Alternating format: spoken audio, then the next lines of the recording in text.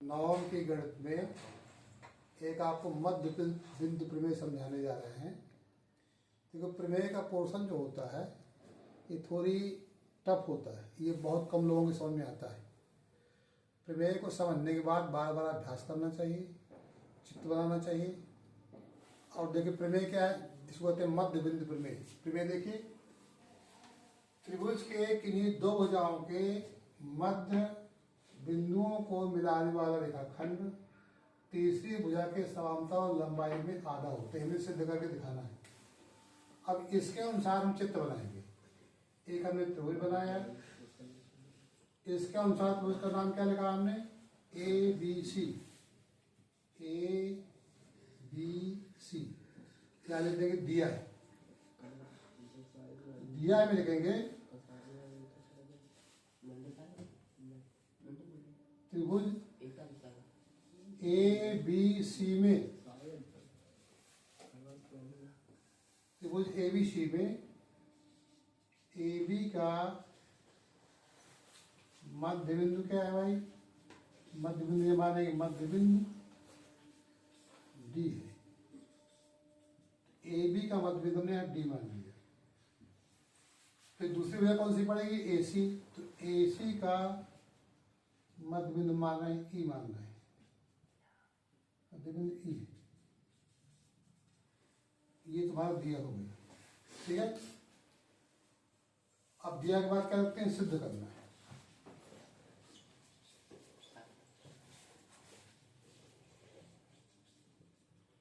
सिद्ध करना क्या है, मध्य बिंदु को मिला रेखाखंड तीसरे भुजा के समांतर, ये तीसरी भुजा क्या है, बी सी। यहाँ 2 पॉइंट सिद्ध करने में लिखिए, बी सी समांतर डी। और दूसरा पॉइंट बनेगा लंबाई में आधा होता है, समांतर उसका आधा होता है। यहाँ लिख देंगे डी ई बराबर 1/2 बी सी। अब इसको सिद्ध, ये हमारा इस सवाल से कोई पॉइंट आए, इसके अनुसार चित्र बना, इसके अनुसार सिद्ध करना कोई बिंदु में लिखा गया है। अब इसको सिद्ध करने की रचना करेंगे। रचना में जो तुम्हारा ये बिंदु है, ई को हम यहाँ के लेते हैं, इसको आगे बढ़ाया गया, एफ तक आगे बढ़ाया हमने, है ना। डी को कहाँ तक आगे बढ़ाया, डी तुम्हारा भाई डी। रचना में डी ई को आगे बढ़ाया, कितना आगे बढ़ाया, डी ई बराबर ई एफ, और लास्ट में एफ सी को मिलाया। एफ सी को मिलाया। अब आगे सीधा उपपत्ति, तो ध्यान से पहले समझी जाती है, बहुत दिमाग लगा देंगे। उपपत्ति, इसमें इस त्रिभुज को और इस त्रिभुज का सर्वंशम करेंगे। त्रिभुज ए डी ई, त्रिभुज ए डी ई, और दूसरा त्रिभुज ले रहे हैं हम ई एफ सी में, त्रिभुज ई एफ सी में। इनको हमें सर्वांशम करना है, तो इनमें दो भुजाएं कोण बराबर है। अब देखिए दो भुजा कौन कौन बराबर है, डी ई बराबर ई एफ रचना किया था हमने यहाँ, और ए ई बराबर ई सी हमारा दिया गया है। और ये जो कोण है ये सी सब में कोण है। क्यों, दो रेखाएं काट रही है ना ये हो गए सी सब में कोण। तो इसमें भुजा कौन बराबर हुई रचना से, डी ई भुजा किसके बराबर हो गई हमारी, ई और एफ के, ठीक है। ये कहां से आया, रचना से आ गया।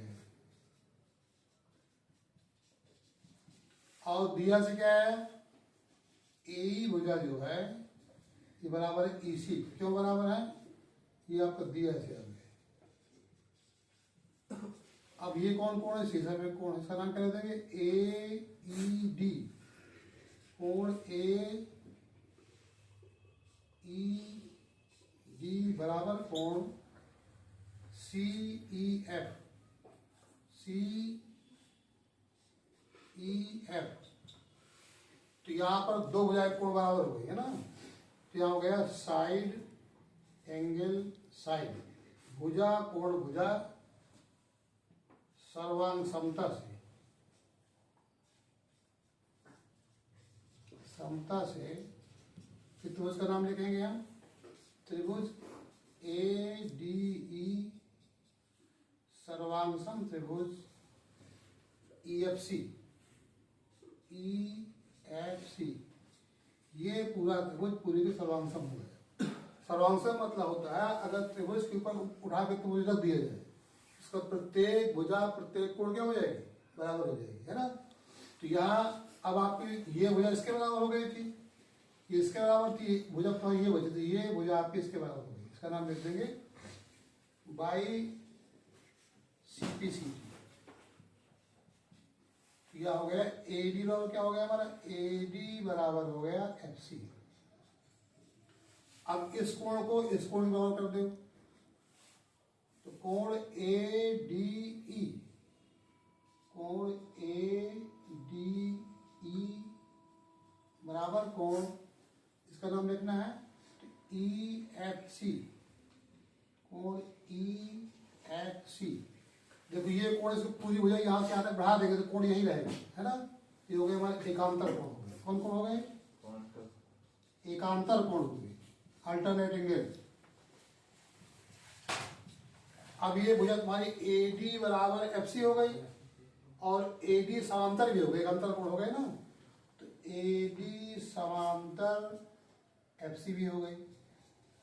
अब AD किसके बराबर है, BD मध्य बिंदु था, AB का मध्य बिंदु D था, जो AD भुजा किसके बराबर है, BD की, जहाँ AD लिखा हुआ है BD, तो BD भुजा आपके पास होगी FC की, और BD समांतर भी हो गई FC के। किसी चतुर्भुज का अगर एक युग्म ये इसके सामने हो जाइए, ये बराबर भी है समांतर भी, तो हो गया समांतर चतुर्भुज, लिख देंगे किसी चतुर्भुज में अगर एक आप सम्मुख भुजाएं बराबर भी हैं और समांतर भी, तो हो गया समांतर चतुर्भुज। यहाँ क्या लिख देंगे, अतः BDFC समांतर चतुर्भुज से होता है, पैरेललोग्राम होगा। इसको हमने BDFC को समांतर चतुर्भुज सिद्ध कर दिया। अब इसके बाद ये बताएंगे समांतर चतुर्भुज की सम्मुख भुजाएं BC समांतर DF, अतः BC समांतर क्या हो गए, DF हो गए। अगर ये भुजा इसके बराबर है अर्थात BD बराबर FC भी है, BD बराबर समांतर भी है, तो BC समांतर DF हो गया, BC बराबर DF हो गया, ठीक है। तो ये बराबर भी हो गया समांतर भी हो गया, तो BC समांतर DF हो गया और BC बराबर DF भी हो गया। क्यों, समांतर चतुर्भुज की सम्मुख भुजाएं हो गई, समांतर